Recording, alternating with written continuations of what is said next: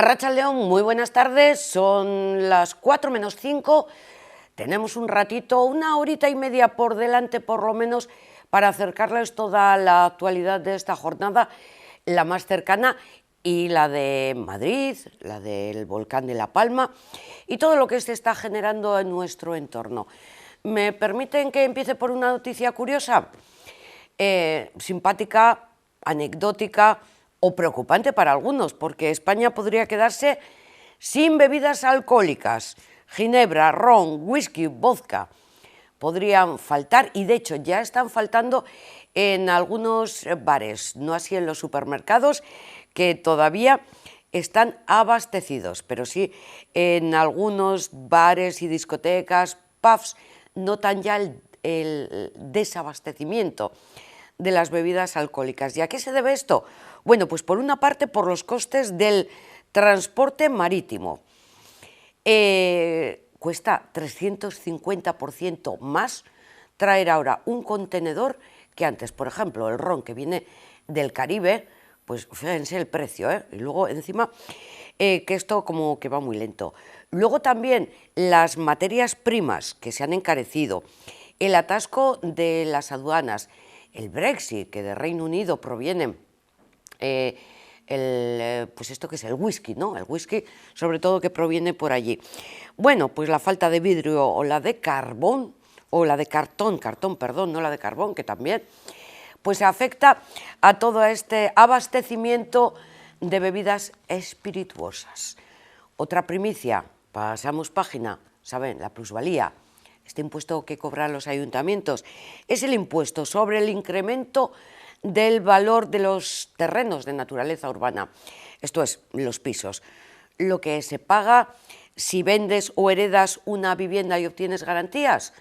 Y dirán, ¿y Yolanda qué cuenta ahora de la plusvalía? Bueno, pues el Tribunal Constitucional acaba de anular este impuesto.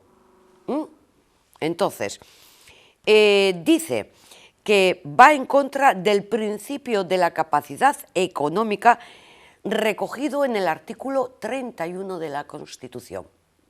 ¿Y esto qué va a significar? Que si se ha pagado la plusvalía, el ayuntamiento lo va a devolver. Por cierto, es un impuesto que va a las arcas municipales y que supone una buena parte de los ingresos para los ayuntamientos. Como diría aquel, seguiremos informando, pero de momento el Tribunal Constitucional ha anulado el impuesto de la plusvalía. Y ahora sí, entramos en materia sanitaria. Hablamos de la COVID, hablamos aquí en Euskadi. Consejera Gotzone Sagardui, bueno, ha hablado de la situación epidemiológica a día de hoy, martes 26 de octubre, que no sé si se lo había dicho. La tendencia continúa al alza, también los contagios. Llevamos 12 días de crecimiento en los indicadores. ¿Recuerdan que les facilitábamos ayer los datos semanales, que solamente nos los dan un día a la semana y en concreto los lunes, que en una semana había habido 927 positivos y que la tasa de incidencia estaba en 76,30, es decir, ya por encima del 60% que se marcó el gobierno vasco? Bueno, pues llevamos 12 días de crecimiento y todos los indicadores entienden, según la lectura de los indicadores, que va a seguir así. La consejera no habla de nueva ola, pero ha dicho que estemos alertas. Esta es la petición que ha hecho. Además de hablar del tanto por ciento de la vacunación de la población vasca y de hacer un llamamiento al colectivo de los más jóvenes que todavía están bajando esta cuota y que tienen que vacunarse. Venimos comentándolo desde hace días. En Euskadi estamos viendo una tendencia al alza en los contagios y en el indicador de la incidencia acumulada en 14 días. Este indicador lleva 12 días de crecimiento sostenido y previsible seguirá aumentando en los próximos días. Es pronto aún para determinar si estamos ante una nueva ola y si tendrá un impacto importante en el sistema sanitario. Estamos viendo un incremento en los ingresos hospitalarios, pero no así en las unidades de cuidados intensivos. En cualquier caso, debemos de permanecer alerta. Lo que sí vemos es que la intensidad de la subida es mucho menor a la de otros momentos en los que hemos conocido unas tendencias al alza. Sin duda, en parte esto es gracias a la vacunación. Y aquí me quiero detener. La vacunación es la que está marcando la diferencia respecto a situaciones anteriores de tendencia al alza. En estos momentos, en Euskadi, tenemos a más de 1.776.000 personas con la pauta completa de vacunación contra la COVID-19, un 89,8% de la población mayor de 12 años. Incluso estamos dando terceras dosis a la población que así lo tiene indicado. Es un logro social, sí, pero debo insistir en ello para que las personas que aún, por la razón que sea, por el motivo que sea, no se hayan vacunado, llamen a su centro de salud o soliciten cita a través de la web de Osakidetza. Les quiero destacar dos datos al respecto. La pauta completa en el colectivo de personas entre 30 y 39 años se sitúa aún en un 81,8%. Y en el caso de las personas de entre 20 y 29 años, la pauta completa de vacunación es del 77,5%. Hay margen de mejora. Margen de mejora de la salud individual, pero también de la salud colectiva. Vacúnate, protégeme. Ese ha sido el lema de la campaña de sensibilización desde el primer día y hoy lo sigo manteniendo. Bueno, han sido varios los puntos que Gotzone Sagardui ha abordado. Por ejemplo, aparte de analizar la situación epidemiológica, el tema de las nuevas variantes de las que se habla ahora, la Delta Plus, que proviene de Inglaterra. Gotzone Sagardui ha dicho que en Euskadi no se ha detectado ninguna variante de este tipo. Por el momento, en Euskadi no hemos detectado nuevas variantes del virus que pudieran influir en la evolución de la pandemia. Sin embargo, nos mantenemos alerta y continuamos con la secuenciación de muestras. Sí es evidente que el uso de la mascarilla se ha reducido en nuestros entornos y que las interacciones sociales y las celebraciones han aumentado de forma clara. Todos y todas sabemos que estos dos factores incrementan el riesgo de contagio y las posibilidades de expansión del virus. Debemos usar la mascarilla. Junto con la vacuna, es la herramienta más efectiva frente a la COVID-19. Y además ha dicho la consejera que la transmisión de la COVID sube con fuerza entre los menores de 12 años aquí en Euskadi. Ondarroa a nivel municipal sigue siendo el único municipio en zona roja de Euskadi y sus datos están empeorando. Además, tenemos que seguir hablando del brote en el hospital de Basurto, donde alcanzan ya 31 las personas que se han contagiado, 21 de ellos son pacientes. Aún así, y a pesar de estos datos, desde el Gobierno vasco se descarta reactivar la emergencia sanitaria. Nosotros nos mantenemos, como lo hemos estado haciendo a lo largo de toda esta pandemia, con una revisión diaria de cuál es la situación de la evolución de la pandemia. También hay que situarnos en el contexto actual y en la realidad actual. El indicador de la tasa de incidencia acumulada a 14 días y su valor por debajo de 60 tiene un valor en una situación de expansión de la pandemia y aquí también, y ustedes lo saben como yo, hay que acompañarlo de cuál es la evolución del sistema hospitalario, de cuál es la evolución de las unidades de cuidados intensivos, de cuál es el perfil de las personas que están infectadas y la gravedad de esos casos. En estos momentos nosotros nos mantenemos alerta, nos mantenemos en un seguimiento continuado, viendo también cuál es la evolución, las comunidades limítrofes en el conjunto del Estado y también en Europa, y lo que les diría es que estamos en una situación de alerta. esos incumplimientos, o si usted quiere llamarlos así, o esa falta de prevención que tenemos a nuestra salud individual, que es como yo prefiero enfocarlo, se da en ámbitos en los que está autorizado también el que podamos circular sin mascarilla, como son los aforos abiertos, espacios abiertos, pero eso no quita para que nosotros sigamos incidiendo en la oportunidad de mantener una medida que se ha demostrado una de las más eficaces para poder prevenir la expansión del contagio. Por supuesto que nosotros seguimos con aquellos controles habituales del cumplimiento en los espacios en los que así está establecido, pero esto no creo que se trata tanto de una cuestión punitiva, sino, como hemos dicho muchas veces, se trata de una cuestión de responsabilidad. Responsabilidad por la salud individual y responsabilidad por la salud colectiva. No nos cansaremos, como lo hacía el portavoz la semana pasada, de recordar al respecto que son medidas que tienen demostrada su efectividad, que son medidas que podemos mantener, que está en nuestro comportamiento en mantener y que realmente van a ayudar a que esta situación por lo menos no vaya en esta tendencia al ascenso que llevamos en los últimos días. Vuelvo a repetir, por tanto, esa tendencia ascendente, mayor número de contagios, y el último de los apartados que ha abordado es el de las personas vacunadas con la vacuna, con la Janssen. Recuerdan que solamente era una dosis y ahora pues se dice que a lo mejor está perdiendo la inmunidad y que convendría darle una segunda dosis. En cualquier caso, se habla de que sería la Pfizer o la Moderna la que se administraría a estas personas. En cualquier caso, esta tarde está previsto más o menos a esta hora, a las 4:30, que se reúna la Comisión de Salud Pública, que será la que tenga que decidir, por lo menos así lo lleva en la agenda, qué va a pasar con estas personas, con las que recibieron la vacuna Janssen.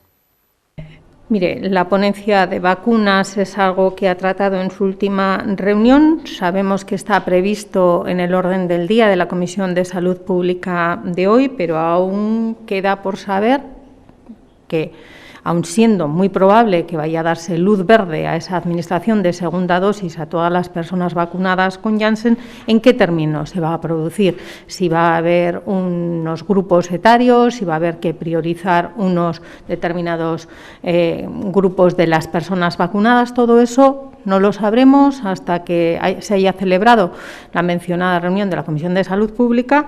Después de eso, como siempre hemos dicho, y lo volveremos a hacer, Osakidetza tiene capacidad de convocatoria, tiene capacidad organizativa para proceder a la adecuada vacunación, y lo volveremos a hacer en cuanto conozcamos cuáles son las características con las que debe llevarse adelante esa campaña de vacunación de segundas dosis de Janssen. Bueno, ya ven la imagen, ¿no? Estaba la consejera de Salud, Gochón Sagardu, y la consejera de Desarrollo Económico, Arantxa Tapia, el consejero de Economía, Pedro Azpiazu, y Bingen Zupiria, el portavoz de Gobierno.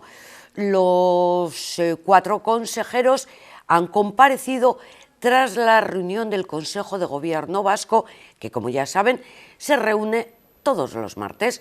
Entonces, una de las intervenciones, a veces no se presentaba la consejera de Salud porque consideraban que tampoco tenía ningún tema de interés o aportaba nada nuevo al tema. En esta ocasión ya hemos visto que sí. Ahora vamos a seguir con Pedro Azpiazu, que es el consejero de Economía, porque ha presentado los presupuestos vascos para el año que viene. Son unas cuentas que ascienden a 13.107 millones de euros, que destinan cerca de 8 de cada 10 euros a gasto social. Hablamos de protección a los más desfavorecidos, de educación, de sanidad. Además, incluye subida salarial del 2% para todos los funcionarios, lo mismo que ha hecho el Gobierno del Estado. En definitiva, son unos presupuestos más elevados, los más elevados de todos los años. Hoy hemos aprobado el proyecto de presupuestos generales de Euskadi para el año 2022, que asciende a 13.107,8 millones de euros. Esta cuantía supone un incremento del presupuesto operativo disponible para gasto en políticas públicas, si excluimos las amortizaciones y la I vasca y la variante sur ferroviaria, de 694 millones, es decir, un 6% más que el año pasado. Pero esta cifra requiere también de una explicación más amplia en esta ocasión, ya que hay que tener en cuenta la integración en el año 2022 de los 543 millones de euros del Fondo COVID incluido en el presupuesto del año pasado. El año que viene el programa COVID ascenderá a 349 millones de euros, manteniendo la cuantía íntegra correspondiente al mismo en los departamentos de Educación y Salud, mientras que en otros departamentos descienden estas necesidades y yo diría que afortunadamente. Los 194 millones de euros restantes, que podrían haberse destinado a la disminución de la deuda, pasan por decisión de este Gobierno a ampliar la capacidad de los gastos de los departamentos. De esta manera, el aumento para las políticas públicas asciende a 888 millones de euros, lo que supone un aumento del 7,6% en relación al año 21. Este presupuesto se plantea como el reto, el relanzamiento económico de Euskadi en clave de inversión pública. Lo hemos venido diciendo a lo largo de estos últimos meses, desde que planteamos las directrices presupuestarias, y hoy se convierte en realidad este compromiso con la inversión pública. El Gobierno vasco contempla una inversión de 1.605 millones de euros de inversión en el año 2022, que supone un incremento del 50% con respecto a lo presupuestado en el año 2021. Bien, de estos, 165 millones se destinarán a un plan de inversiones interinstitucional junto a las diputaciones forales. La inversión pública es, pues, la seña de identidad del presupuesto del año 2022 y la colaboración interinstitucional se ha demostrado de gran utilidad para la sociedad vasca. La inversión en I+D+I, por su parte, también experimenta un fuerte incremento hasta los 587,8 millones de euros, cerca de un 10% superior al año 2021. Recuerden que el compromiso del Gobierno era que creciera al menos el 6%, pues lo va a hacer prácticamente en el 10%. Vamos a impulsar las grandes apuestas de Euskadi para los próximos años con decisión y garantías. Abordaremos las tres transiciones: la transición digital, la energético-climática y la social y sanitaria.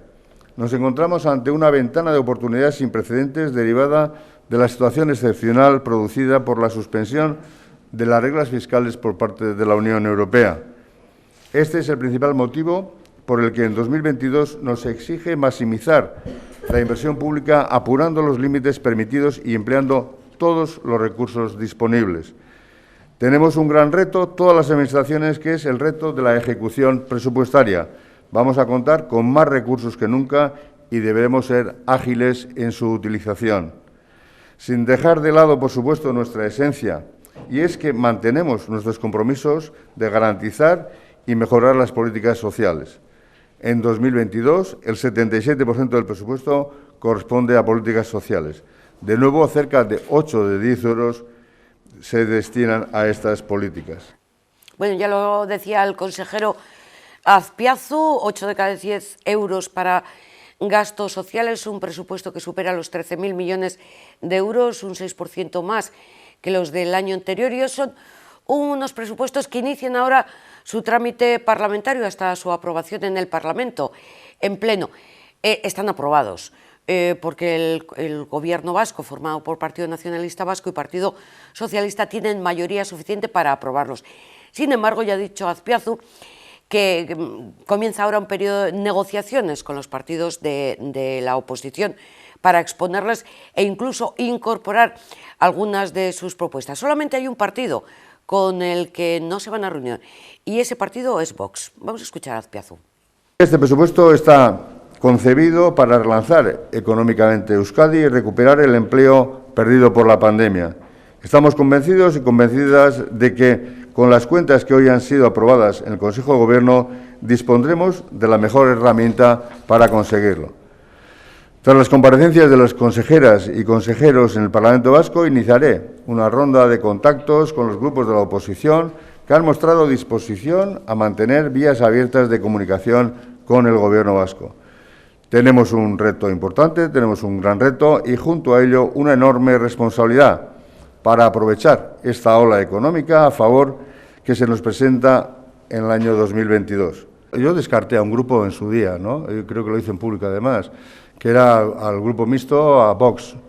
Y lo hice porque entendía que no tenía sentido que me reuniera para explicar el presupuesto a un grupo parlamentario o a un partido político que no quiere hablar con el Lehendakari, que da la espalda a este Gobierno y en el que tenemos posiciones tan antagónicas, ¿no?, desde el punto de vista político, con lo cual yo creo que no estamos aquí para andar perdiendo el tiempo y queremos ser eficaces, queremos estar con los grupos parlamentarios, queremos avanzar en acuerdos. Con Vox es imposible y, por lo tanto, lo hemos descartado. Todos los demás, bueno, pues entraré en contacto con ellos una vez que tengamos las comparecencias en el Parlamento los días 2, 3 y 4 de noviembre. A partir de ahí entraremos en contacto y, desde luego, como Gobierno trabajaremos para que consigamos un acuerdo más amplio del que nos da ya la mayoría absoluta del Partido Socialista y del Partido Nacionalista Vasco. Y tras conocer la cuantía de los presupuestos, también hemos conocido que Euskadi va a gastar 305 millones de euros en los próximos 4 años para impulsar la transición energética. Es el denominado Plan de Transición Energética y Cambio Climático 2021-2024, presentado por la consejera Arantxa Tapia, que contempla reducir en un 30% la emisión de gases de efecto invernadero y conseguir que la cuota de renovables represente el 20% del consumo final de la energía. Es, por tanto, un plan marco que, a través de un conjunto de planes, persigue dos grandes objetivos ya marcados en el plan de Gobierno, como son reducir un 30% las emisiones de gases de efecto invernadero, considerando como año inicial el año 1990, y lograr que la cuota de energía renovable represente un 20% del consumo final de energía. Y a estos dos objetivos se une el de asegurar la resiliencia del territorio vasco ante el cambio climático. Es un plan de actuación completamente transversal, con una visión en la que se unen variables energéticas y climáticas, que entendemos que son inseparables, y con un desarrollo específico de cada medida de acción prevista, con la intencionalidad de abarcar todos y cada uno de los aspectos en los que es necesario incidir. Destacamos asimismo la importancia que adquiere el plan de previsión y la anticipación ante los riesgos, de cara a contar con un buen sistema de alerta ante situaciones extremas y, además, con recursos suficientes para poderles hacer frente. Por ello, el refuerzo de las emergencias, la protección civil y el sistema de salud se establecen como elementos clave de este documento. El plan se estructura en 3 ejes principales dirigidos a alcanzar la neutralidad, la resiliencia del territorio y la transversalidad de la acción climática y la transición energética. Cuenta con 9 líneas de actuación que recogen 15 iniciativas emblemáticas.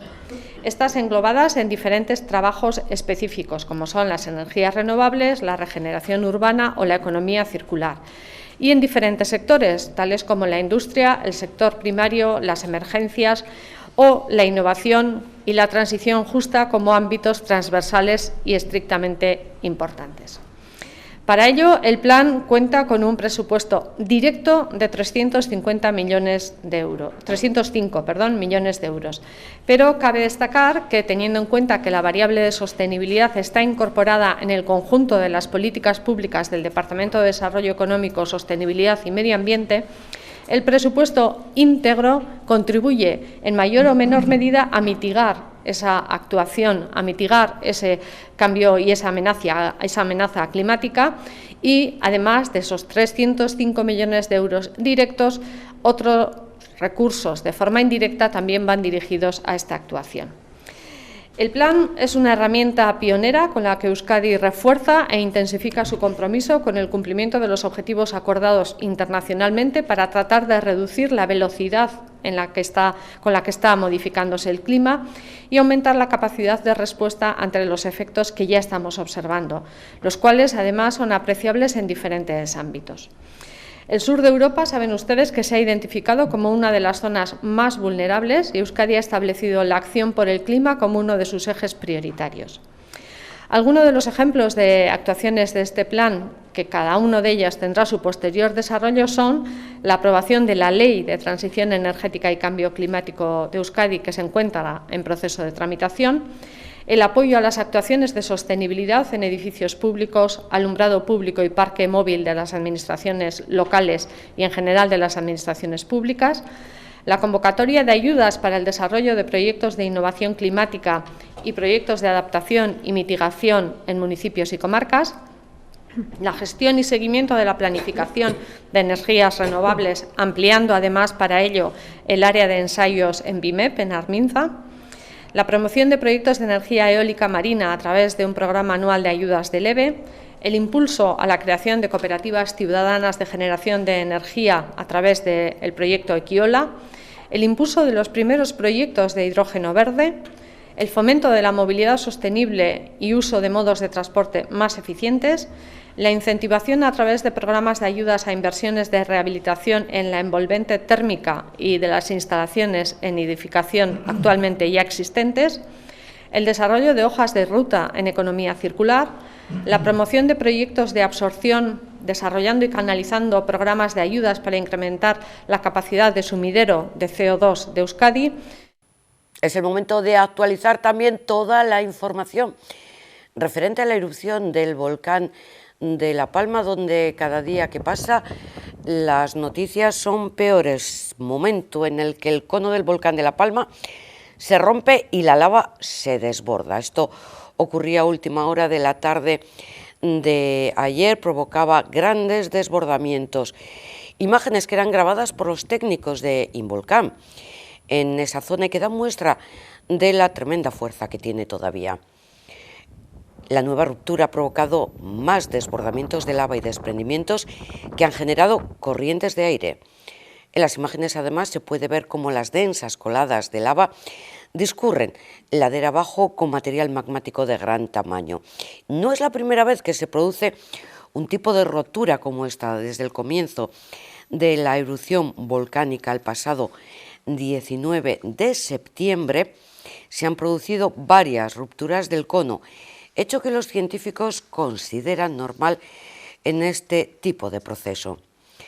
El cono continuaba reconfigurándose con la emisión de gran cantidad de lava. El aporte ha rellenado algunas zonas que se mantenían como islas entre las coladas, produciendo daños en casa que hasta ahora habían logrado salvarse. Hablamos de la zona de Alcalá. Y según los últimos datos, el proceso eruptivo ha afectado hasta ahora a un total de 1.287 edificaciones, de las cuales la gran mayoría, más de 1.000, son residenciales, 133 de uso agrícola, 64 de uso industrial, 30 de ocio y hostelería, 11 de uso público y 14 de uso diverso. Por su parte, la lengua de lava, que la semana pasada entraba en el barrio de La Laguna, no ha experimentado cambios significativos, al igual que la que discurre más próxima al acantilado, que se mantiene a unos 100 metros del volcán. Grandes avenidas de lava que fluyen por La Palma, con la deformación del suelo que crece 16 centímetros en un día junto al volcán. Hay además un deslizamiento superficial que se observa en estas imágenes, afectado al muro de mampostería, ha cortado una de las carreteras que estaba en obras y ayer, en la tarde de ayer, dejaba atrapados a los bomberos de La Palma durante un par de horas. Ladera arriba se llega al escarpe de un desprendimiento previo que afectó a los materiales de un cono antiguo. Bueno, estas son las últimas imágenes que nos llegan de Involcán, que nos llegan desde La Palma, donde no se descartan nuevos movimientos sísmicos, además de gran envergadura, que podrían producirse hoy mismo y que llegaran hasta los 6 grados en la escala Richter. Era preocupante cuando llegaba a 4,5 grados, pues imagínense lo que puede ser cuando llega a 6. Ahora sí, nos vamos hasta Madrid, Consejo de Ministros también todos los martes. Vamos a ir punto por punto. Uno de ellos. Aprobado 100 millones de euros para ayudar a afrontar la subida de la luz en los hogares más vulnerables, a los que también se va a prolongar el escudo social. 3 ministras han estado en la rueda de prensa. En este tema ha sido la ministra de Transición Energética, Teresa Rivera, la que ha abordado esta cuestión. Es un cheque calefacción de 90 euros, que son los que van a recibir las personas vulnerables, al parecer en un pago único. Podría hacerse ese pago a partir de diciembre, o sea, que porque esté aprobado ahora no significa que mañana vayan a solicitar este cheque calefacción de 90 euros, sino que podría estar a partir de diciembre. Se eleva además el descuento en el recibo de la luz hasta el 70%, y los descuentos, estamos hablando de las familias más desfavorecidas, pasan del 25% al 60% de forma general y del 40% al 70% en los casos más severos.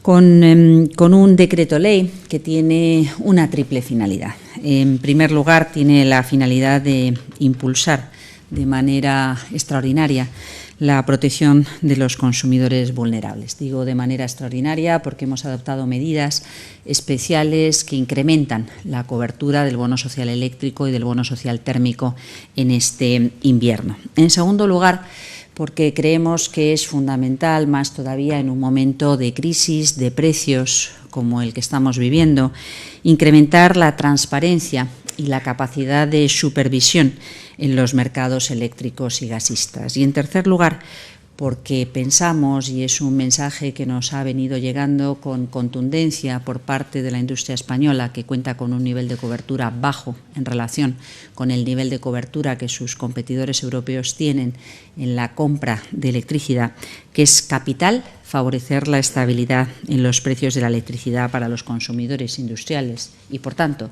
que los contratos firmados con los suministradores habituales puedan no solamente mantenerse, sino prorrogarse de forma automática o ampliarse.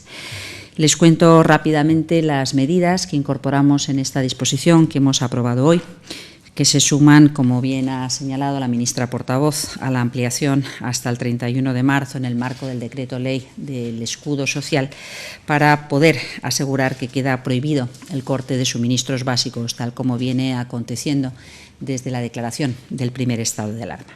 Con respecto a la protección de los consumidores, las medidas, como digo, tienen por finalidad ampliar de manera extraordinaria la cobertura a los beneficiarios del bono social eléctrico y del bono social térmico. Con respecto al bono social eléctrico, fijamos que hasta el 31 de marzo del año 2022 los consumidores vulnerables contarán con una cobertura adicional. Pasa de que tengan una cobertura a la que hacen frente sus comercializadoras del 25% del precio de la energía que consumen, a que sus comercializadoras hagan frente al 60% de la energía que consumen. Lo mismo ocurre con los vulnerables severos, donde la cobertura se incrementa del 40% hasta el 70%. Como digo, se trata de un incremento que en principio está asociado a la tensión que vivimos en el precio del mercado mayorista, que es al que está indexado la tarifa PVPC, de la que disponen los consumidores incluidos en el bono social, los consumidores vulnerables. De forma extraordinaria, los consumidores vulnerables también van a poder disponer de un dinero extra para afrontar el invierno con cargo al bono social térmico. Por una vez, en este año, en este invierno, habrá un cheque de 90 euros por familia para cubrir sus necesidades de calefacción. Un cheque que esperamos pueda estar disponible durante el mes de diciembre. Desde el Ministerio de Transición Ecológica y Reto Demográfico se transferirán las partidas correspondientes a cada una de las comunidades autónomas, que son quienes, en virtud de sentencia del Tribunal Constitucional, hacen frente a los pagos, y la finalidad de ese dinero, de ese cheque, tiene precisamente por objeto el poder dar un mayor volumen de protección para, en los meses del invierno, poder contar con calefacción adecuada en los hogares, confort térmico, con independencia de cuál sea el modo en el que cada casa calefaccione su hogar. El segundo bloque de medidas tiene por finalidad precisar qué significa la minoración que regulamos en el Decreto Ley 17/2021. La minoración se aplica, decíamos entonces, a quienes hayan incorporado beneficios extraordinarios asociados al incremento del precio del gas. Nos solicitaron que diéramos transparencia a qué significa haberse beneficiado de forma extraordinaria del precio del gas. Y, como digo, es importante que esto sea así. Aquellos que no hayan incorporado esos beneficios extraordinarios, por definición, no entraban dentro del ámbito de aplicación de la regla de minoración, pero nos han pedido que lo precisemos. Es razonable hacerlo por razones de transparencia, pero también por razones de estabilidad en el conjunto de los mercados. Quedan exentos de minoración, por tanto, quienes no lo hayan incorporado, bien porque cuenten con contratos a plazo y precio fijo con anterioridad del 16 de septiembre de 2021, la fecha en la que se adoptó ese decreto ley, bien porque aquellos que tengan en este momento voluntad de fijar en un contrato una ampliación de esa cobertura, lo hagan a precio fijo. Bien, esto es uno de los apartados, una de las aprobaciones en el Consejo de Ministros. Entramos ahora, digamos, en las más polémicas. La que ahora les voy a contar no ha sido aprobación, pero es cómo está la situación. Hablamos del tema de la reforma laboral, en el que los dos socios de gobierno, Partido Socialista y Podemos, no se ponen de acuerdo, mientras que para Podemos es una reforma tajante y contundente o derogación de la actual en vigor. Para el Partido Socialista, pues sería una modificación de la actual reforma laboral. Así las cosas, le ha tocado a la portavoz del Gobierno, Isabel Rodríguez, explicar más o menos cómo está la situación. Una situación que está en negociación. Ayer hubo negociación, va a seguir habiendo negociación, pero no a dos personas, porque el enfrentamiento parece que está entre la ministra Yolanda Díaz de Podemos y Nadia Calviño del PSOE. Entonces dice, pues no, se van a incorporar más titulares, más departamentos, porque todos ellos, incluidos además, ha dicho, empresarios y sindicatos, tienen mucho que decir en el tema de la reforma laboral. Así que escuchamos a Isabel Rodríguez, a la portavoz del Gobierno. En relación a la reforma laboral, sí quiero dejar bien claro un mensaje que yo creo que es muy importante también para la ciudadanía, para quienes nos escuchan, y es que este Gobierno en su conjunto quiere hacer una reforma laboral. El Gobierno en su conjunto quiere modernizar las relaciones laborales de nuestro país para adaptarla a todo el proceso de transformación que estamos liderando desde el Gobierno de España. Y se trata de un compromiso claro que se expresa en primer lugar por el presidente del Gobierno en su discurso de investidura. Es un compromiso que se concreta en el acuerdo de coalición y es un compromiso que ratificamos con Europa para llevar a cabo nuestras reformas. Por tanto, no hay duda de que este es un compromiso del Gobierno, un triple compromiso del presidente, del acuerdo de coalición y ratificado por Europa. Esta reforma, la que plantea el Gobierno, es una reforma profunda, es una reforma estructural.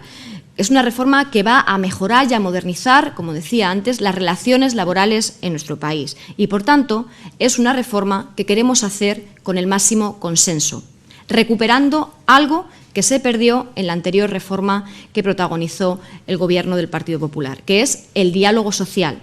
Diálogo social que ya hemos recuperado para otra reforma importante, como fue la reforma del sistema de pensiones. Y diálogo social que queremos también en esta reforma, en la reforma laboral.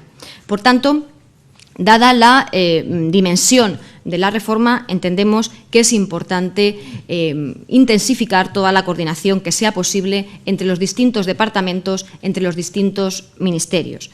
Insisto, no hay duda que el Gobierno en su conjunto quiere participar de esta reforma, que será una ley de legislatura, que será una marca, una seña de identidad de todo el Gobierno. Que todo el Gobierno está alineado, que era una de las preguntas que usted me planteaba concretamente, todo el Gobierno está alineado en el contenido de la misma. Tenemos además un plazo temporal. Tenemos que cumplir nuestro compromiso con Europa y también el alcanzado con los representantes de sindicatos y de los trabajadores y también con representantes empresariales. El compromiso temporal es antes de que finalice este año. Antes de que finalice este año, esperan estar aprobada la reforma laboral y en medio de esta crisis de los partidos de coalición y tras un año de, dicen, arduas negociaciones entre los dos partidos que forman el Gobierno, hoy en el Consejo de Ministros se ha aprobado el anteproyecto de la Ley de Vivienda. Esperan, y lo ha dicho la ministra de Agenda Urbana, Raquel Sánchez, esperan garantizar el acceso a la vivienda de los colectivos más vulnerables, fomento del parque público de viviendas, limitación de los precios de los alquileres, precisamente el apartado del alquiler es el más polémico, limitar los precios, como decimos, de alquiler en las zonas tensionadas, que ahí es donde viene parte de la discusión, o las bonificaciones para incentivar a los propietarios a ofrecer precios accesibles. Como les decimos, es la aprobación en Consejo de Ministros del anteproyecto de la Ley de Vivienda. Una ley que servirá para combatir los excesos de acceso al mercado inmobiliario que se han producido hasta ahora y una ley que, desde luego, va a ofrecer seguridad jurídica.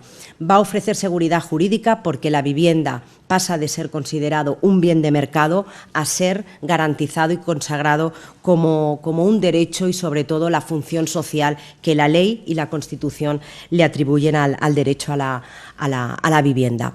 Es importante, y decía antes, que es una ley que va a ofrecer seguridad jurídica y es una ley garantista y que protege, por una parte, al arrendatario, al inquilino, pero también va a proteger al propietario y, por lo tanto, desde esa perspectiva también protege el derecho a la propiedad y en ningún caso supone una invasión a las competencias de las comunidades autónomas que, como saben, son las competentes en esta materia. Desde luego que era urgente, necesario, actuar ante una situación que se había producido durante los últimos años, que era la de, en fin, ¿no?, la enajenación de un exiguo parque de vivienda público. Y con esta ley lo que pretendemos, en cualquier caso, es revertir ese proceso, revertir esa tendencia, porque actualmente las cifras, ¿no?, yo creo que hablan por sí solas. Tenemos en nuestro país, en España, un parque de vivienda pública que ronda las 290.000 viviendas, es decir, que solo ofrece cobertura a un 1,6% de los hogares frente al casi 10% de cobertura que ofrecen los países de nuestro entorno. Por lo tanto, era urgente combatir las subidas abusivas de los precios, era urgente también combatir la creciente desigualdad y degradación que se estaba produciendo en muchos barrios humildes y, por lo tanto, hallar de esta manera una salida al laberinto en el que muchos se encontraban porque no podían asumir el pago ni de su vivienda que habían comprado, ni tampoco pagar el alquiler a unos precios razonables, ¿no? Y esto suponía también directamente ahondar en la pobreza, puesto que muchas familias tenían que destinar una parte importante de sus ingresos a satisfacer sus pagos y a duras penas pues podían llegar a satisfacer incluso otras necesidades básicas. Por lo tanto, con esta ley representa y asumimos el camino inverso a la liberalización y a las burbujas inmobiliarias y nos conecta, insisto, con la realidad de miles y miles de familias que, por lo tanto, ni siquiera podían hacer frente a los suministros básicos. Por tanto, el Consejo de Ministros aprueba el anteproyecto ley por el derecho a la vivienda a expensas de las enmiendas que se introduzcan en su tramitación parlamentaria. Queremos saber cómo será y qué cambios va a acarrear, además de cuál será su aplicación. Ferran Font, el director de estudios de pisos.com, responde a estas preguntas. Arratsalde, muy buenas tardes. Muy buenas tardes, Ferran. Primero te pediría una primera valoración de este anteproyecto de ley. En la forma definitiva, pues estaríamos hablando de, en el momento que efectivamente esta ley empiece a tirar para adelante, pues hablaríamos de una ley que llega pues, con 11 meses de retraso y que no termina de contentar a nadie. De hecho, genera bastante confusión o bastante incertidumbre en el sector y en el mercado, y tanto desde el punto de vista de aquellos que trabajamos en el mercado como aquellos que quieren acceder a tener un nuevo hogar, sea para comprar o para alquilar, y sobre todo también aquellos que tenían expectativas que la regulación, sobre todo esta regulación de precios que está en boca de todos, pues fuera más dura de lo que finalmente ha sido. O sea, en definitiva, pues una ley que llega tarde y que no termina de contentar a nadie. ¿Podríamos decir que la regulación de los alquileres es el aspecto más problemático de esta ley? La regulación de los precios de alquileres tiene como objetivo pues, facilitar el acceso a la vivienda para aquellas personas, obviamente, que tienen unos ingresos menores, y por otro lado, pues también facilitar la emancipación de los jóvenes, que a día de hoy es extremadamente difícil, y prácticamente todos ellos, según los datos que tenemos en pisos.com, más del 70% cuando tienen que emanciparse tienen que hacerlo compartiendo piso.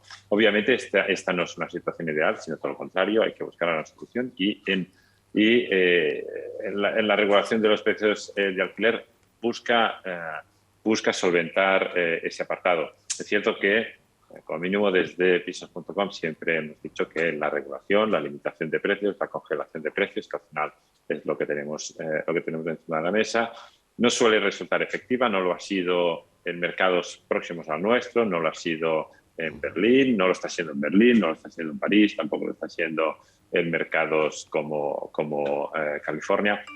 Y bueno, y al final lo que tenemos encima de la mesa es una regulación de precios de alquiler que tampoco va a solventar a corto plazo el problema del alquiler, ya que tiene que esperar, obviamente, a que la ley se ponga en marcha, y después de la puesta en marcha de esa ley existirá una moratoria de 18 meses para aplicar esa limitación de precios en aquellos territorios que se hayan determinado como zona tensionada.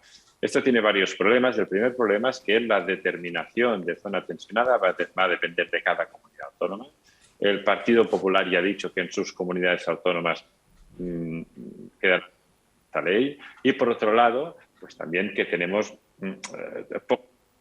pocos datos al respecto, y el tercer problema es que ya nos vamos casi, debido a esa moratoria de 18 meses, ya nos vamos casi al 2024, con lo que no resolvería de manera inmediata el problema urgente que hay de acceso a la vivienda. Y además, por lo que han comentado, desde el Gobierno su aplicación sería con los nuevos contratos, es decir, que no afectaría a los contratos que ya estuvieran en vigor, ¿no? Nuevos contratos, existiendo esa moratoria de los 18 meses, afectaría a los nuevos contratos, y esa limitación de precios tendría afectación sobre zonas tensionadas y sobre grandes tenedores, o sea, tenedores o propietarios de más inmuebles que tuvieran personalidad jurídica. En resumen, para empresas de más de 10 inmuebles tendrían que adecuarse a ese precio de referencia que aún no está disponible. Por otro lado, aquellos que tengan un piso que sea un particular, que tenga más de 10 pisos o tenga menos de 10 pisos, o una empresa con menos de 10 pisos, básicamente en aquellas zonas tensionadas tendrán que congelar el precio, teniendo en cuenta ya no tanto lo que es el precio de referencia, sino el precio preexistente en el momento en que se termine ese contrato. Por tanto, establece una distinción entre los propietarios que tienen más de 10 pisos, que normalmente son empresas, a un propietario de la calle, que podemos ser tú o yo, que ponemos en alquiler, pues es una vivienda, por ejemplo, que hemos heredado, ¿no? Es tener en cuenta el propietario a la hora de legislar, y como decía antes, sobre quien recae la legislación más dura, la limitación más dura, que es aquel que tiene que, en aquellos contratos tendrá que bajar el precio o tendrá que tener el precio de referencia como precio objetivo, serán grandes tenedores, empresas, o sea, empresas que tengan más de 10 inmuebles. Aquellos que no seamos empresa, o aquellos que aquellos que no seamos empresa, o hasta aquellas empresas que tengan menos de 10 inmuebles, en zonas tensionadas lo que tendrán que hacer es congelar el precio teniendo en cuenta el precio anterior que había en el contrato. Citabas que las comunidades gobernadas por el Partido Popular no piensan aplicar esta ley. Eso significa que hay una autonomía legislativa en cada comunidad. Es decir, por ejemplo, aquí en Euskadi tenemos las competencias en materia de vivienda. de las comunidades autónomas, como bien dices, en Euskadi hay una ley de vivienda, en Cataluña también hay una ley de vivienda polémica porque se está aplicando en zonas tensionadas precisamente estas limitaciones de precios, y así seguirá. Se establece un marco legal que se puede aplicar o no a conveniencia de cada comunidad autónoma. El problema que puede conllevar esa situación es que la aplicación de esa ley, no solo estamos hablando, por ejemplo, de precios de alquiler, no solo estamos hablando de limitación de precios de alquiler, sino que estamos hablando, por ejemplo, también de la definición de qué porcentaje de una nueva promoción debe destinarse a vivienda pública y en ese porcentaje la mitad a vivienda pública en alquiler. Estamos hablando de que la aplicación de esa reserva del 30% en todas las promociones a vivienda pública puede aplicarse, por ejemplo, en algunos territorios y en otros territorios no.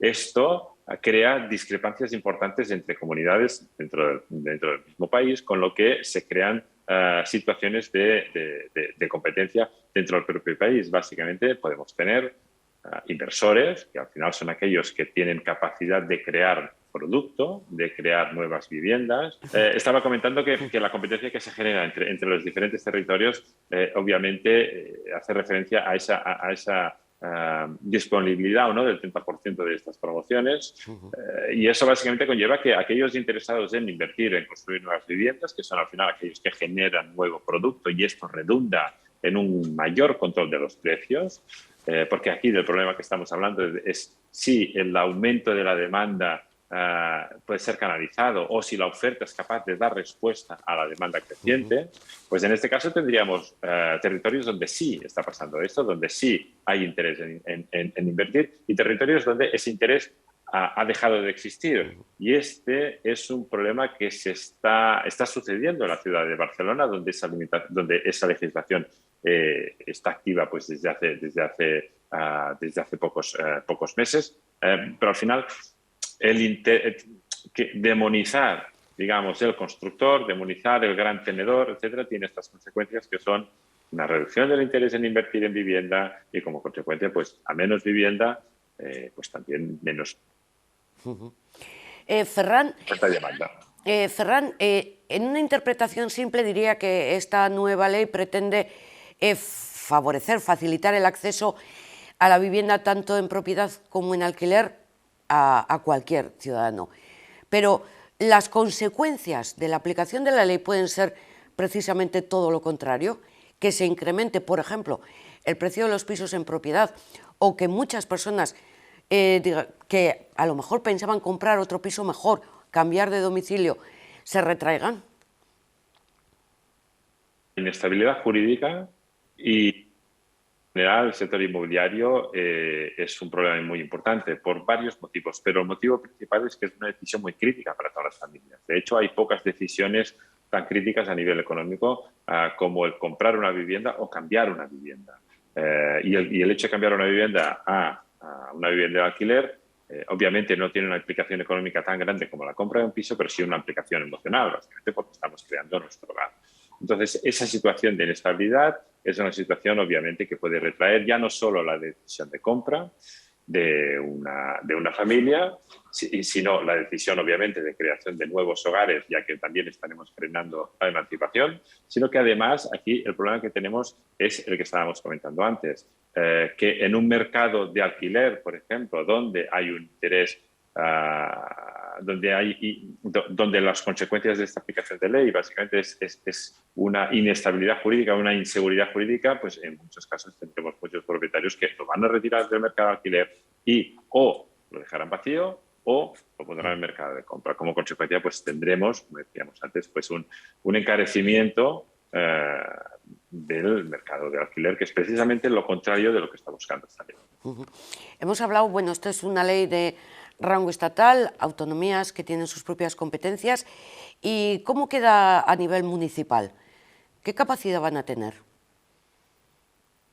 Que tienes de la aplicación o no del recargo en el IBI de hasta un 150% en aquellas viviendas vacías. Hay diferentes definiciones de lo que son viviendas vacías. Obviamente no es lo mismo una segunda residencia que una primera residencia, pero del mismo modo que estábamos hablando antes de que si a nivel autonómico hay disparidad en la aplicación de la ley, también va a suceder lo mismo, pero a un nivel mucho más local. O sea, que al final estaremos hablando de que habrá municipios con unas características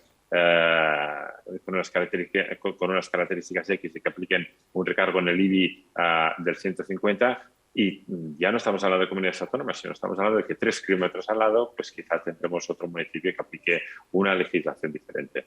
Es complicado, no es una ley clara, no es una ley que establezca una situación en la que todos necesitamos, que es un sector con una donde desde las administraciones públicas se haga una apuesta importante por hacer mayor el parque de viviendas a través de la colaboración pública-privada y, sobre todo, hacer política a largo plazo. El problema que podemos tener en los municipios que estábamos comentando, en las comunidades autónomas que hemos comentado anteriormente, pero también en la aplicación o no de esta ley, es que cuenta con muy poco consenso político. Esa falta de consenso político, básicamente, lo que puede hacer o lo que posiblemente vaya a provocar sea pues una ley de muy corto recorrido, básicamente pues por esa disparidad de aplicación. Y además, por lo que has comentado muy bien, 18 meses, a lo mejor habría que esperar para su aplicación, más luego una vez que entre en vigor, otro tanto también. Comentabas lo de los recargos en el IBI para las viviendas vacías, que es algo que aquí en los propietarios no ha gustado nada. ¿Que la ley recoge alguna bonificación por el hecho de poner tu vivienda en propiedad en alquiler, o sea, no tu domicilio, sino lo que estamos comentando a nivel de calle, quien tiene una segunda vivienda? En diferentes tipos de bonificación y digamos que es una parte positiva de esta ley. Existen bonificaciones para poner en el mercado de alquiler viviendas que están vacías, también viviendas en general que se pasan al mercado de alquiler, sobre todo si por debajo de un precio de referencia. Pero aquí lo importante es si todas las medidas que se están tomando son suficientes para dar respuesta a la demanda creciente que hay, sobre todo de alquiler. El problema que hay en España y en general no es un problema exclusivo de España, es que la demanda ha crecido de una manera desorbitada si la comparamos con el aumento de la oferta durante los últimos 10 años, por ejemplo. Entonces, tenemos un parque de viviendas que no es capaz de dar esa solución y la duda es si gracias a esos incentivos fiscales será suficiente para movilizar un parque de viviendas que pueda dar respuesta a esta necesidad. Y al final lo que tenemos nosotros es que no desde el punto de vista de que obviamente todo suma, pero quien tiene la capacidad de generar mayor parque de vivienda, de alquiler, de mercado libre, de mercado protegido y también de vivienda de alquiler asequible, pues son las administraciones públicas colaborando con las empresas privadas a través de la colaboración público-privada, a través de la liberalización de suelo, a través de ofrecer unas condiciones interesantes no solo para la comunidad, sino también interesantes para la empresa privada que tiene que hacer esa inversión, ofreciendo una rentabilidad justa y al final, pues a través de una concesión de X años, por ejemplo, pues se puede construir mucha vivienda y vivienda que al final de ese ciclo tiene que ser vivienda pública y no tiene que ser vivienda privada. Eso es lo que realmente tiene capacidad de modificar el mercado. Ferran, ya para finalizar, con la maldad que me caracteriza, yo he leído un poquito por encima el anteproyecto de la nueva ley.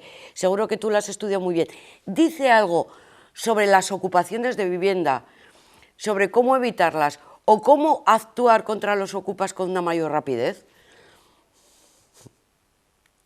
Varias cosas, pero lo que sí que es cierto es que cuando estamos hablando de ocupación o sobre todo de los problemas habitacionales existentes, sí que es cierto que intenta ser mucho más proteccionista con los desahucios. Pretende dar continuidad a todo lo que hemos vivido durante la pandemia, donde los desahucios se han ido frenando. Y obviamente aquí sí que estamos hablando de acciones estratégicas para mejorar o para solventar un problema puntual, concreto e inmediato, que son, por ejemplo, la paralización o no de desahucios, a diferencia de lo que hemos estado hablando con anterioridad, que estamos hablando de una aplicación de unas nuevas reglas de juego muchísimo más estratégicas que tienen que ser muy a largo plazo. Entonces, se echa de menos un poquito más, un poco más de consenso, tanto en la aplicación de políticas de un impacto inmediato como aquellas políticas de un impacto a medio largo plazo. Ferran, muchísimas gracias por toda esta información. Este es un tema que coleará, que será ampliado y que, bueno, pues veremos a ver cómo termina. Muchísimas gracias por tu intervención. Gracias por estar con nosotros. Un beso muy fuerte. Eskerrik asko, Ferran Font, director de estudios de pisos.com. Como decimos, aprobado Consejo de Ministros de este martes. El anteproyecto continuará su tramitación parlamentaria en las próximas fechas. Una pausa para Bilbao, porque hoy el alcalde de Bilbao ha presentado una nueva edición del Plan de la Ciudad amigable con las personas mayores. Vamos a verlo. Vida activa y saludable. Vamos a realizar 3 proyectos muy concretitos. El primero es analizar ese informe que disponemos en el Ayuntamiento sobre personas mayores. Un estudio que habla del ámbito sociosanitario. Vamos a trabajarlo, vamos a analizarlo y vamos a ver cómo podemos avanzar en el ámbito sociosanitario de la ciudad, clave para las personas mayores de la misma. Vamos a trabajar, vamos a proponer nuevas actividades de promoción de la salud y vamos a planificar conjuntamente con Bilbao Kirolak nuevas iniciativas para acabar, al final del plan, consiguiendo fomentar la vida activa y saludable de las personas mayores de la ciudad.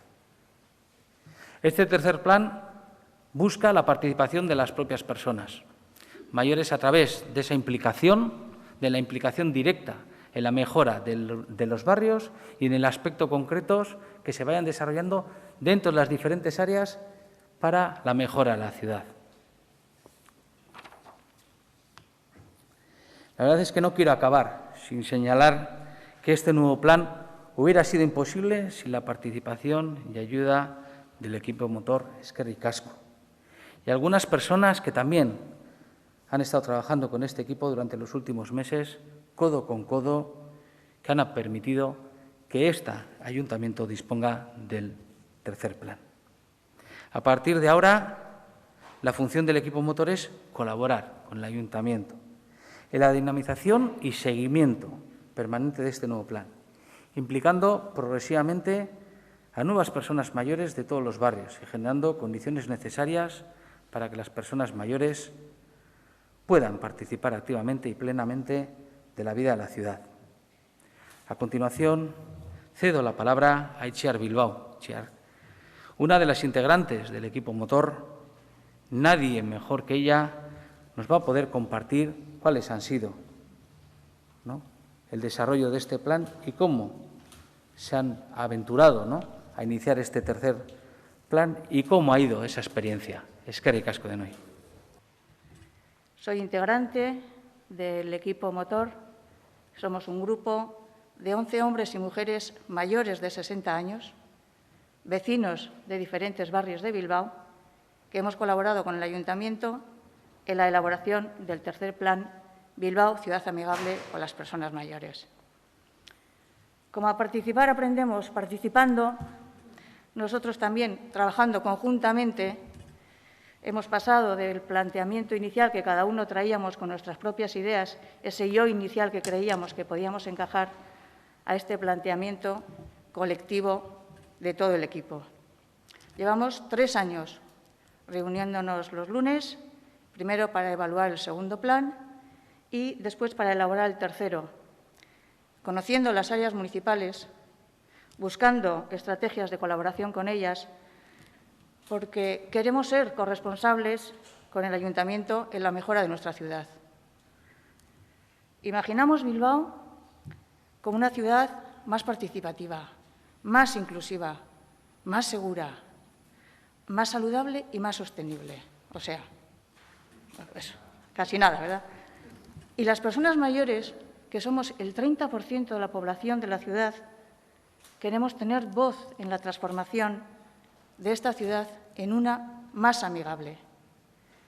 Tenemos una gran oportunidad de participación con este tercer plan que iremos presentando en los barrios de Bilbao, donde pediremos la colaboración de todas las personas mayores que quieran involucrarse.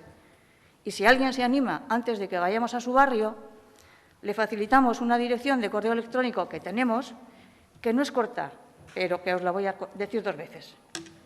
Tiene 3 palabras que van juntas. Bilbao Amigable Mayores, @bilbao.eus. Repito, todo junto. Bilbao Amigable Mayores, @bilbao.eus. Porque lograr que Bilbao sea una ciudad amigable es una de las prioridades de este equipo de Gobierno. Un compromiso político por el envejecimiento activo.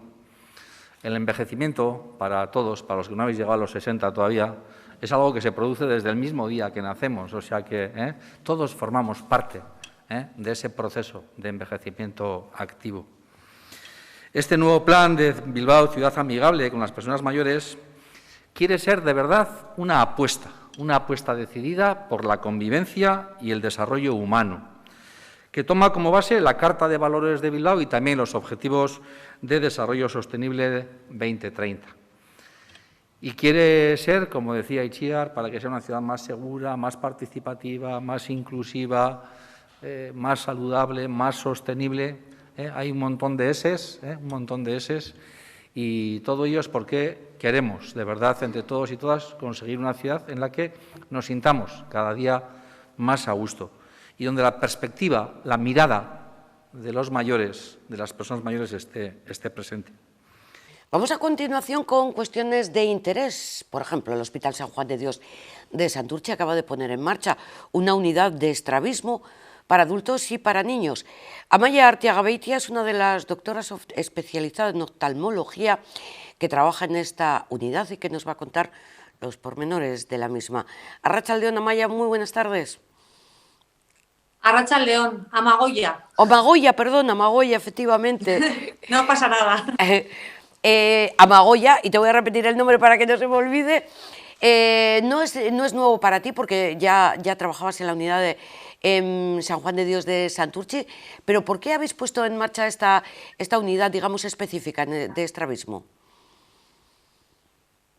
Bueno, pues porque en la práctica diaria, en la consulta, pues bueno, nos encontramos un número importante de pacientes que han padecido en la infancia estrabismo o bien se les ha descompensado o bien en la edad adulta han empezado con esta patología y que realmente no tienen claro el concepto de que existe un tratamiento para poder solucionar este problema o piensan que quizá de existir sea pues un tratamiento complicado.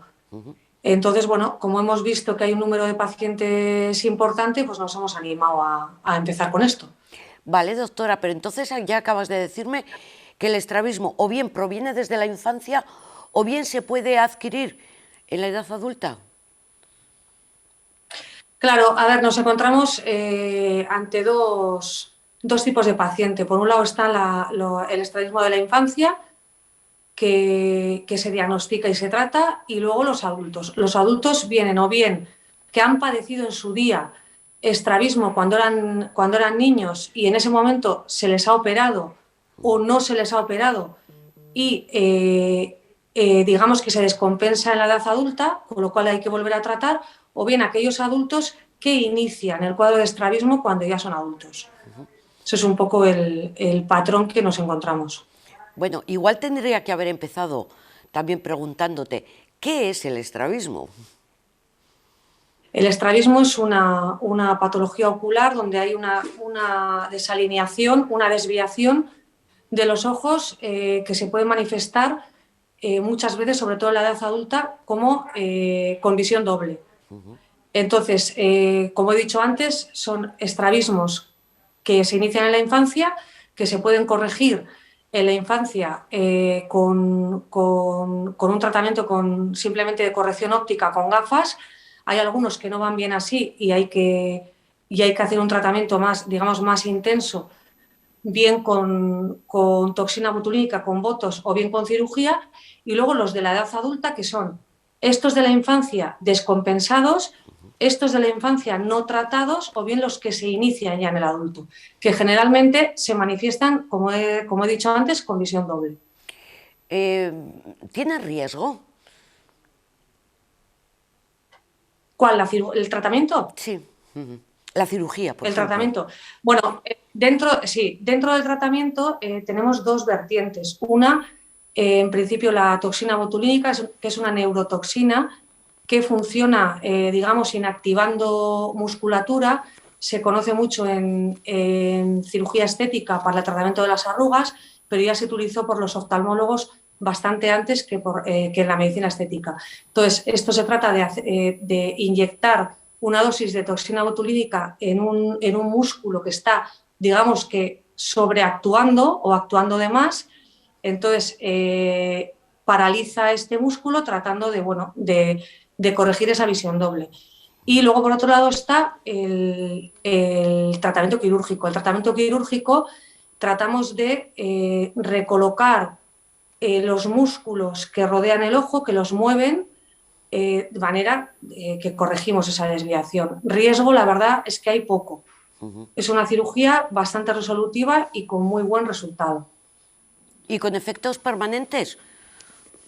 La cirugía es con efectos permanentes. Sí que es cierto que muchas veces no es suficiente con una cirugía, porque a pesar de hacer unas mediciones de todo esto, lleva implícito hacer una buena historia clínica, exploración, pruebas complementarias, unas mediciones. A pesar de esto, hay veces que requieren más de una cirugía para corregir la desviación. Pero sí, el efecto es permanente. ¿Y podemos decir que es frecuente en los niños? Tú que tienes ahí la consulta, ¿qué tanto por ciento de niños pueden tener estrabismo? A ver, es difícil decir el tanto por ciento concretar, pero sí que es verdad que los niños, como estamos muy encima, se hacen revisiones cada poco tiempo. Realmente los estrabismos que detectamos los corregimos a edades muy tempranas. Generalmente se corrigen simplemente con la corrección óptica y no hace falta pasar a este segundo paso. Cuando se pasa a este segundo paso, tenemos estas dos opciones y generalmente el problema se soluciona cuando es en la infancia. En los adultos hablamos de tratamientos que se hacían hace muchos años, donde todavía esto no estaba tan desarrollado como ahora. Entonces sí que podemos decir que la investigación ha llegado a esta área de la medicina, ¿no?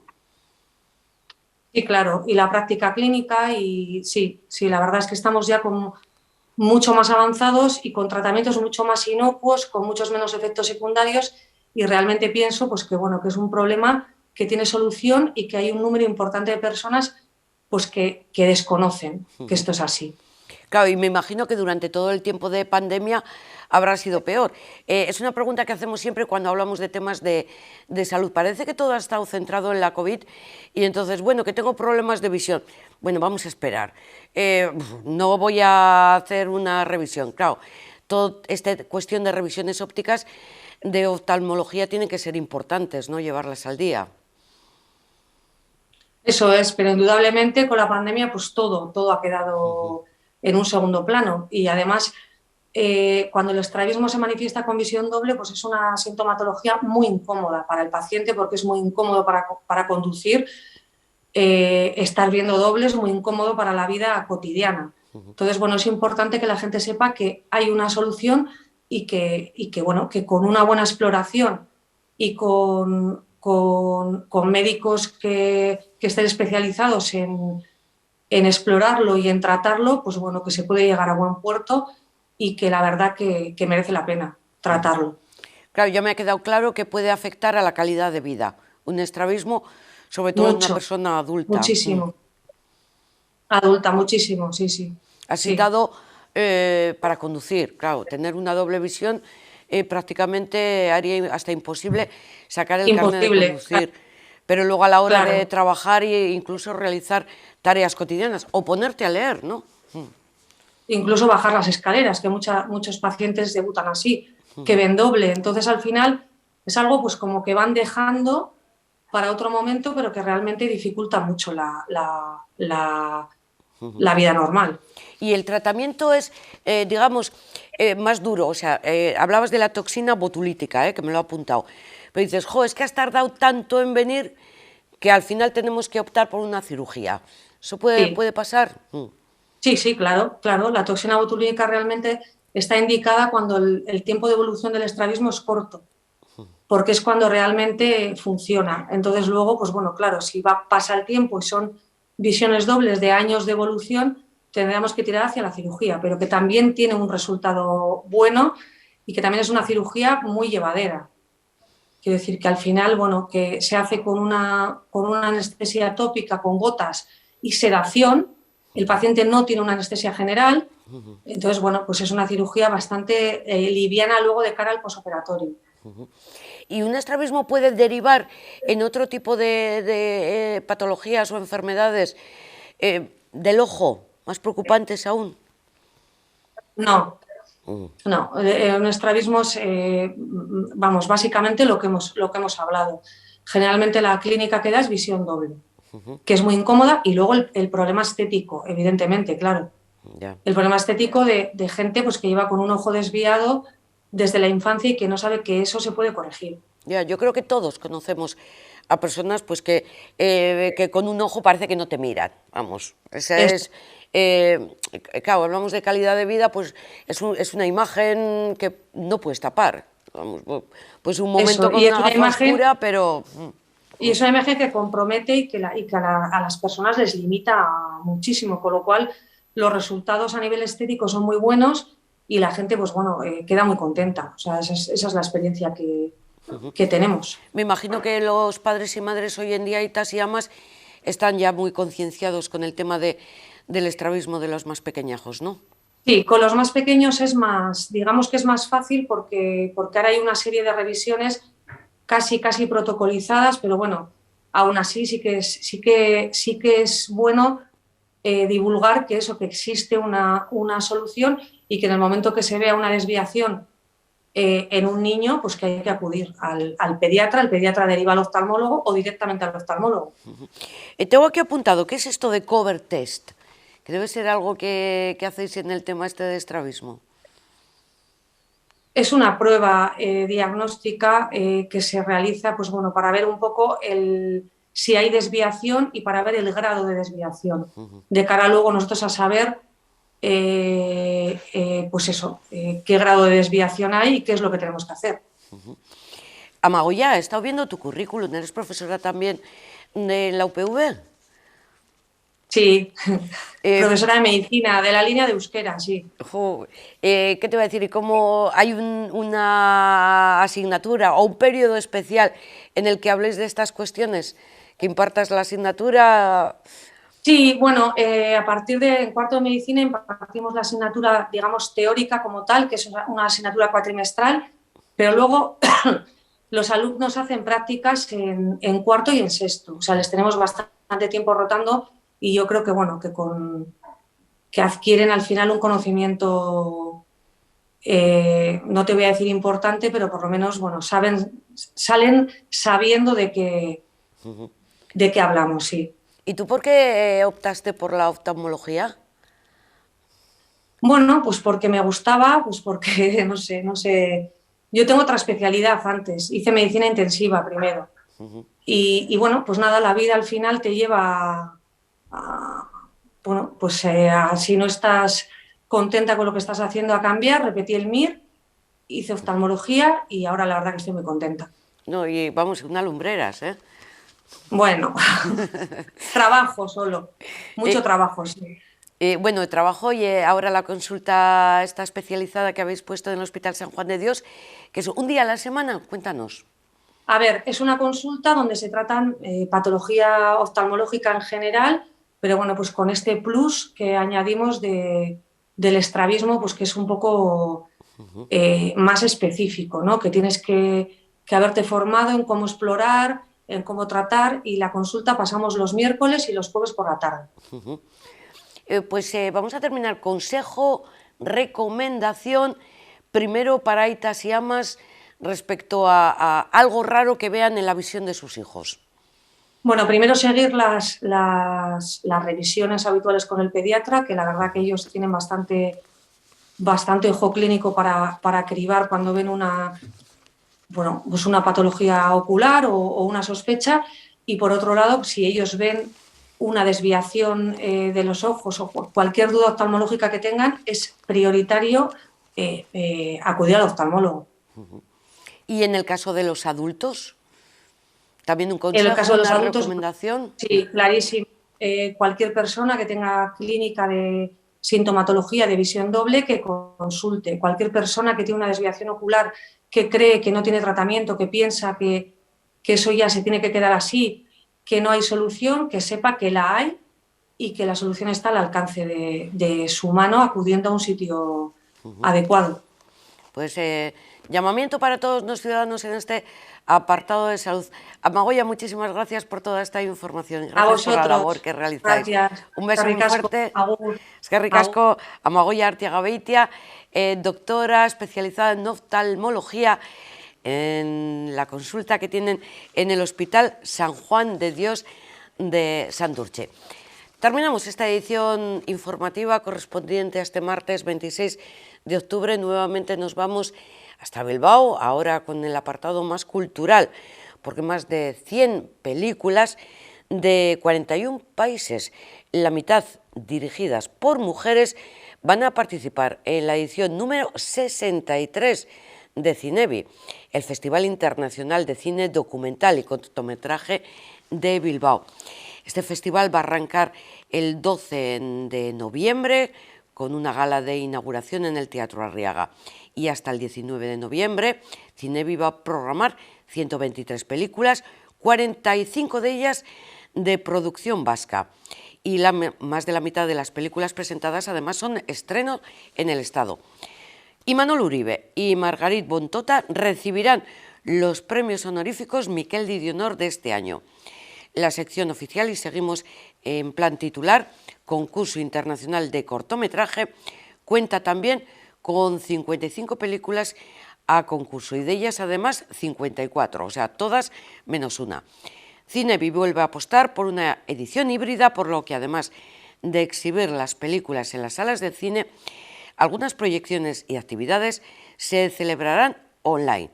Todas las películas proyectadas estarán subtituladas en euskera y las entradas estarán a la venta a partir del día 26.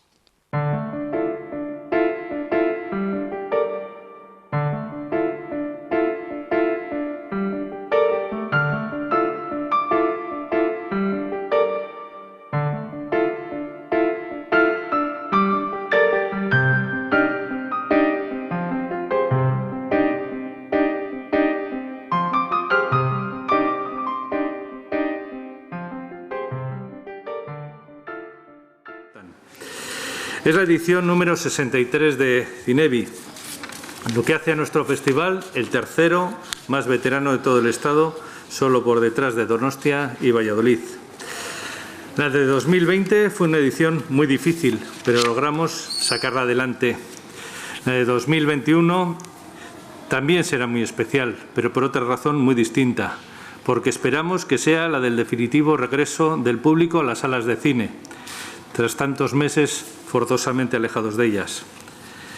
Tendremos las salas de cine a nuestra plena disposición, y nuestra presencia en ellas creemos que contribuirá a mantenerlas, a que sigan estando ahí, cuando queramos ver una película en pantalla grande, como se ha hecho en nuestra villa desde siempre.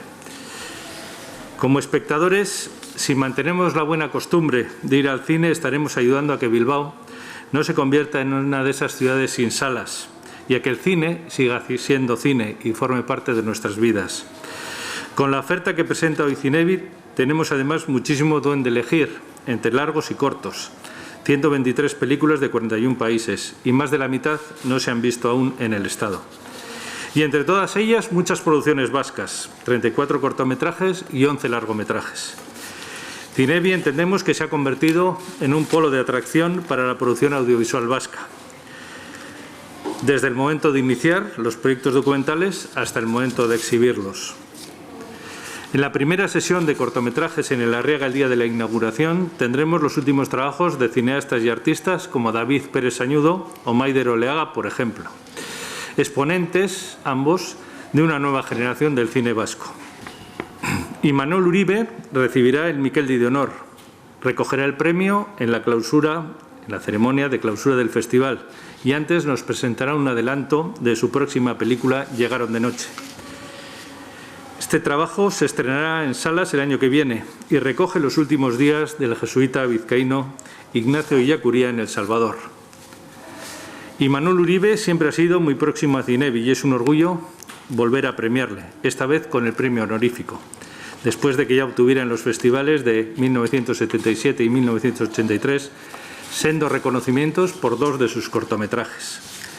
Además, Uribe también será protagonista de la exposición que traemos al yacimiento del antiguo convento de San Francisco, con motivo del 40 aniversario de una de sus películas más recordadas, La fuga de Segovia. En dicha exposición se podrán ver objetos y documentos relativos a la película, además de las imágenes tomadas por el fotógrafo Jesús Uriarte durante el rodaje. Como Zinebi es un festival que busca, sobre todo, la complicidad del espectador local, pero no quiere perder su vocación internacional, a la presencia de Manuel Uribe hay que añadir la de otra Miquel de Honor de esta edición, a Margaret von Trotta, la gran cineasta de aquel nuevo cine alemán de los años 70 que recibirá su premio en el Arriaga el día 12. Será un placer recibir a Margaret y también en esa misma esfera internacional contar con la artista Dora García, que ya había confirmado que vendría a Bilbao a presentar su último documental en Zinebi, cuando recibimos hace unos días la excelente noticia de que le habían concedido el Premio Nacional de Artes Plásticas 2021. Quiero destacar brevemente 2 proyectos que vienen a completar la apuesta que este año hace Zinebi, la apuesta de oferta que hace Zinebi para todos los ciudadanos y ciudadanas que se quieran acercar al festival. Y lo quiero hacer porque se refieren a 2 apuestas o a 2 proyectos en los que el Departamento de Cultura del Gobierno vasco ha tenido una implicación especial. Y se llaman Kimuak e Itxitik. Kimuak es un programa que año a año viene desarrollándose y adquiriendo mayor fortaleza y ayuda a las personas implicadas, a los creadores implicados, mediante los diferentes proyectos que se seleccionan, a mostrar sus trabajos más allá de nuestras fronteras. Es un programa que ha adquirido mucha importancia y al que Zinebi concede especial importancia. Y el otro proyecto es Itxitik, que es un programa que surgió en el confinamiento del año pasado y que podríamos traducir al castellano como Desde el confinamiento. Se trata de 7 proyectos que fueron impulsados desde Cine Euskadi en el momento del confinamiento más duro del año pasado y son 7 puntos de vista, 7 versiones o 7 ventanas para ver lo que vivimos de forma más real o de forma más imaginaria en aquellos meses de encierro. Quiero agradecer a Zinebi el compromiso con una tradición, que es la tradición que este Festival de Cortos y Documentales ha tenido y tiene en Bilbao, pero también su apuesta firme por abrir sus ventanas a la producción vasca, que año a año tiene mayor incidencia y mayor presencia en Zinebi. Eskerrik asko. La programación es la seña de identidad más evidente de cualquier festival. Es su carta de presentación. Estamos aquí presentando la edición número 63 de Zinebi. Es una declaración de intenciones la que traemos aquí, la que marca un valor diferencial del resto de certámenes y gracias a la cual se consigue su prestigio y reputación. No hay que olvidar el papel internacional que Zinebi tiene. Como todos ustedes saben, es el único festival de categoría en su especialidad de cortometraje y documental. Es un festival calificador para los Oscar, los premios británicos BAFTA y los premios Goya. Y además, desde este año, es el único festival del Estado y uno de los 24 en todo el mundo en el que será elegido un cortometraje candidato a los premios EFA, European Film Awards 2022.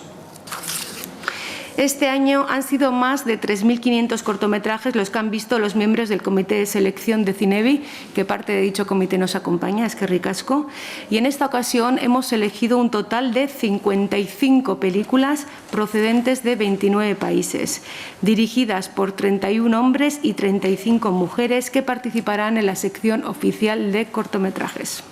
Respecto a la segunda competencia internacional, llamada CIF, Cinebi First Film, es una sección dedicada a las óperas prima. En este sentido, es una sección competitiva que da prestigio a Cinebi y le sitúa en un lugar al que están atentos otros festivales. Este año, las 9 películas seleccionadas son producciones que representan a 12 países. Estrenaremos películas que han tenido un exitoso recorrido y cosechado premios en reputados festivales internacionales, como lo son el premio especial del jurado de la sección Cineasti del Presente de la pasada edición de Locarno, el premio al mejor documental de Vision du Réel en Suiza, premio del público en Hot Docs Canadá y un largo etcétera.